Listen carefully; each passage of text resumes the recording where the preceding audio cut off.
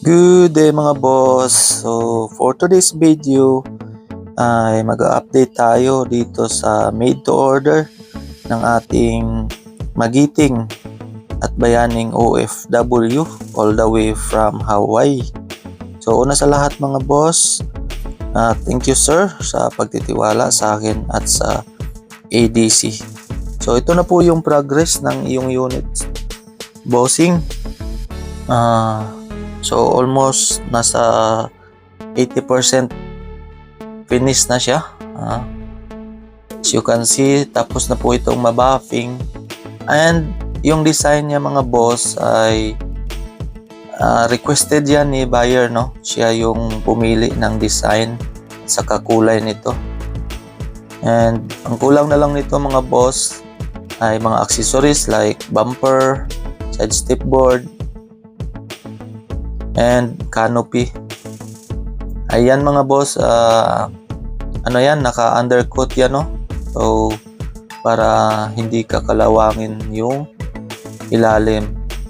So hindi pa tapos dito, papa-airconan pa to kasi air condition ito mga boss. Ang unit na to ay Suzuki Big Eye 4x4 na manual transmission.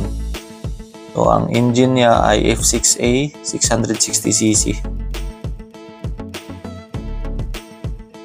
Pagdating naman dito mga boss sa kanyang canopy, ito po ay detachable at may kunting pinadagdag lang si sir at pinabawas dito sa kanyang design.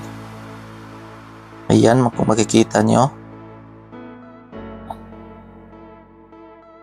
At sa kanyang registration naman mga boss ay direct po kay bossing po ang pangalan ng registration. Yan po ang kagandahan ng made to order mga boss, no?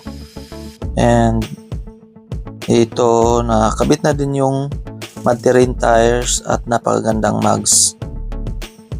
And soon mga boss, i-deliver na namin to sa Cebu City from Davao. Baka may gustong magpahabol dyan or sa mga gustong magpa-made to order mga boss, maaari nyo po akong kontakin sa aking contact number 0975-533-7308 or sa aking Facebook account GC Gomez Arsolon or sa aking Facebook page JNM Surplus. So yun lang po mga boss. Kung nagugustuhan nyo po itong video na ito ay don't forget to like, share, and subscribe mga boss. Thank you for watching. See you in the next video. Bye-bye.